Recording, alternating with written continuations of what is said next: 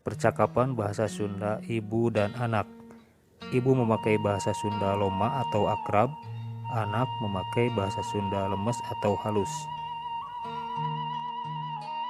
Sampurasun.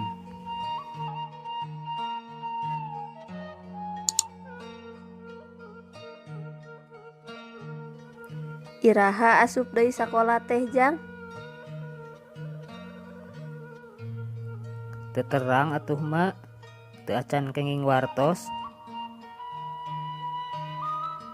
Ari sugan teh geus aya bejana.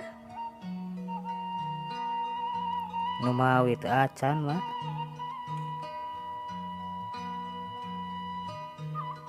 Ngadaguan kopi leungit meureun nya.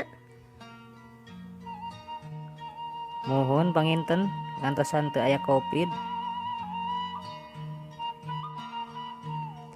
Geus sabaraha bulan sakola di imah teh nya? Tos hampir 10 sasih mak. Euleuh geuningan geus arek sataun. Muhun 2 sasih deui oge pas sataun. Asa cikeneh nya geus 10 bulan deui. Leres pisan mak, asa teu acan lami. Nyerelek waktu teh ti poe ka poe ti bulan ka bulan teh asa teu lila. Kantenan upami sagala gaduhnya mak, cacakan sagala kirang oge betah di dunya teh. Heueuh Sujang bener eta teh dulunan. Dupi bapak nuju angkat ka mana mak? Bapa mah keur nganjang ka imah bibi. Oh, nuju natamu ka bumi bibi, iraha mah bade ka ditu. Minggu hareup susuganan teu riweuh arek naon kitu.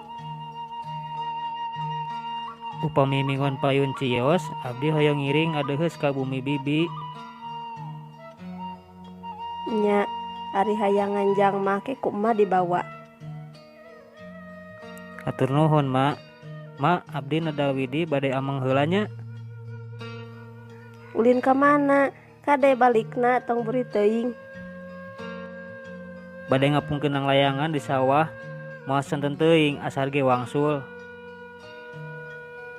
Nya jung atuh. Hatur nuhun mak. Assalamualaikum. Waalaikumsalam warahmatullahi wabarakatuh.